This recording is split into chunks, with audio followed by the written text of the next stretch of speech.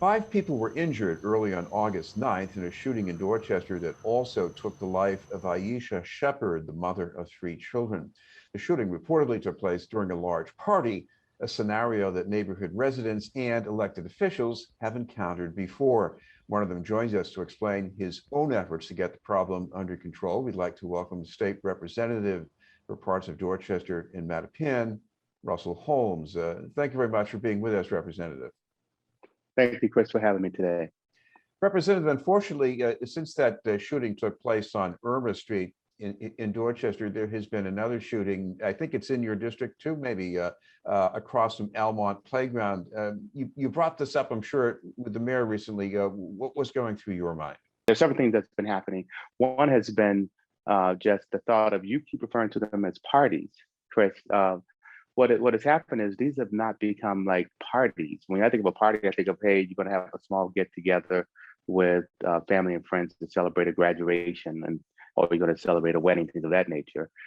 These are not parties. These are more events. These are folks that are going out and having large events, advertising them on Facebook, advertising on social media, advertising them and making sure there are ticket charges and the like coming in to say, hey, we want to charge $50 and over. And so these have become very much through COVID a profit driven industry and not just people having parties. And so one of the things I relayed to the mayor was just how we need to be much more, and she agreed that we need to be much more proactive, getting on top of these event planners, getting these names out, making sure that the teams are out enforcing, not just layering this all this on the police, being reactionary, saying, hey, calling in and saying, hey, we're having a party happening, but being much more proactive and simply saying, let's get out here early and let's stop these things before they even begin.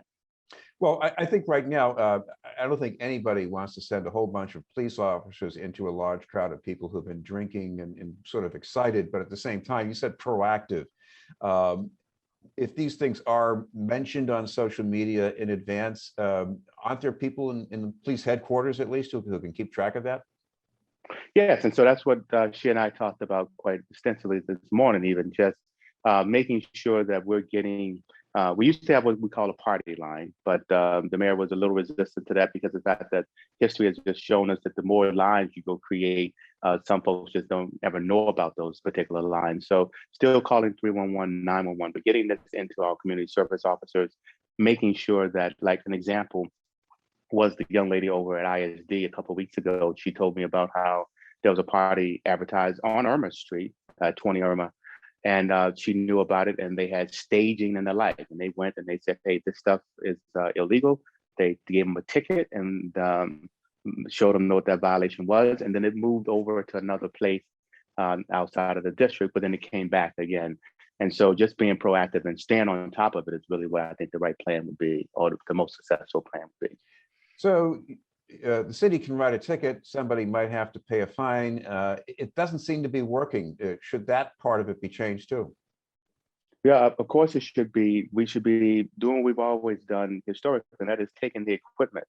Just think about it, Chris. All of the things that we're talking about, these folks do not have licenses to serve liquor. They do not have the, I would say, the equipment being legal, and that they brought it in and had it inside of some type of establishment, such as a commercial space, which has been historically a challenge. I can just tell you, folks, even when we have the historical space like Russell Auditorium or Unity, even in neighborhoods have been concerned about that, about all the things that flow outside of it. But going and grabbing all the equipment, going and grabbing all of the alcohol, and all of those types of things should be part of the enforcement that happen, and definitely giving the tickets to the folks who are having these events at their residences. It has been, it has proven effective in the past.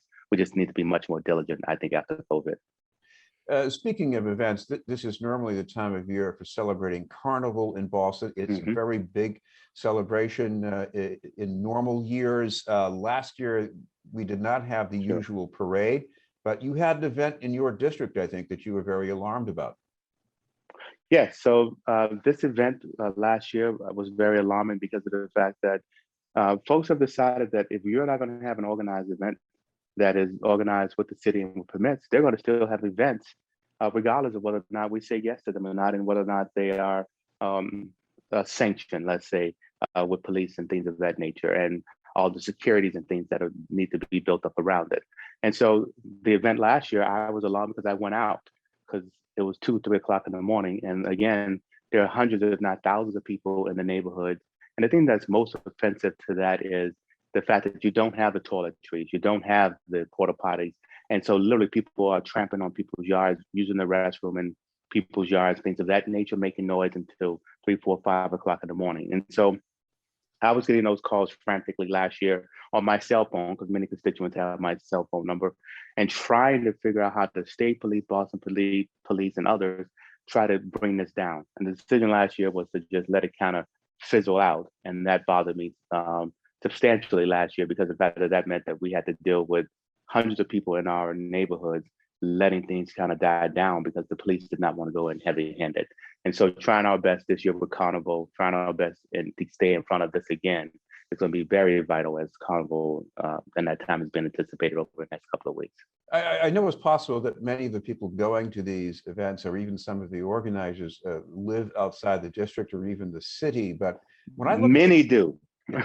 Yeah, when I look at the COVID figures for Mattapan and Dorchester, they're the highest in the city right now.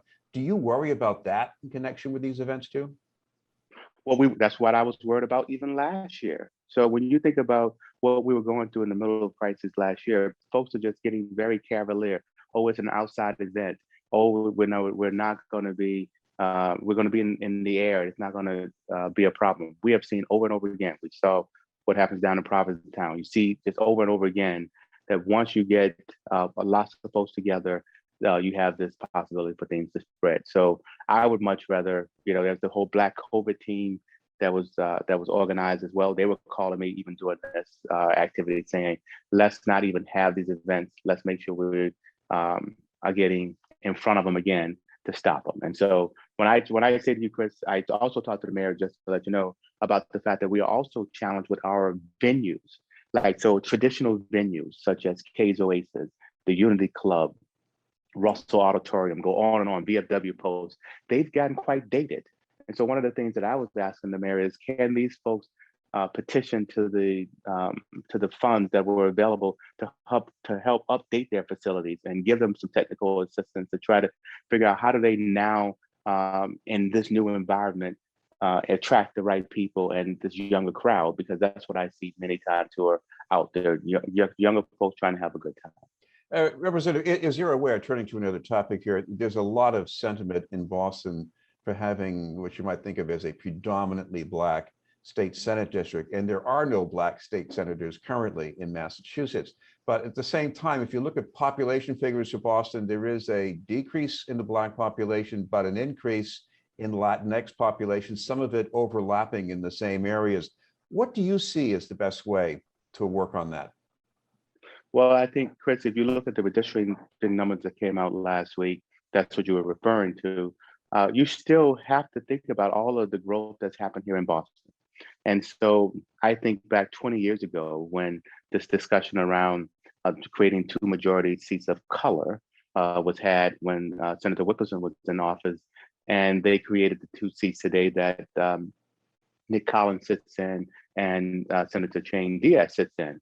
And a lot of that was taking much of these, what I would call this Black area, Black district, and kind of parsing it out to try to give strength into 2 districts. And so with the population growth being so large here in the eastern part of the state, I do believe there's a possibility to get to a majority Black seat. I represent a majority Black seat. 7 out of 10 folks in my district are Black. So I know for a fact that it is possible to have a strong Black representation in the Senate side. It just hasn't been able to be crafted, I think, because there's an awful lot of influence in the Senate district that from South Boston and one other Senate district, and there's an awful lot of influence in the other district from JP.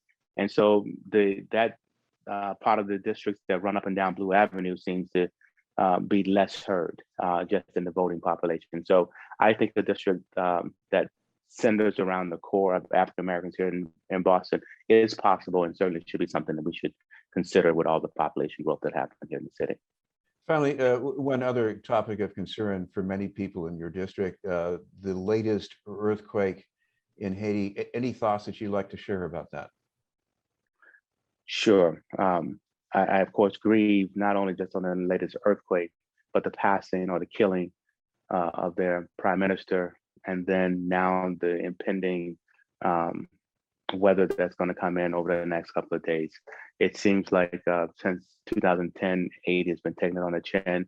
They're wonderful people, and just my thoughts would be with so many Haitians in the Mattapan area that we need to double down now and make sure we are doing all the things we can federally to not try to push folks back to Haiti, because obviously this is not the time to send folks back to such distress in Haiti, and just double down and say that we need to make sure all those who are here are well supported so they can support their families there and all the things that we do as well. I apologize, Chris, for the interruptions twice because of the fact that I'm on my cell phone. I am on vacation, and so those phone calls did break us up. But those are my thoughts on the Haiti part. Well, thank you very much. We were with you all the time, so don't worry about it. Okay. And thank you very much for taking the time to join us. Thank you for having me. That was State Representative Russell Holmes. We'll have more news in just a moment.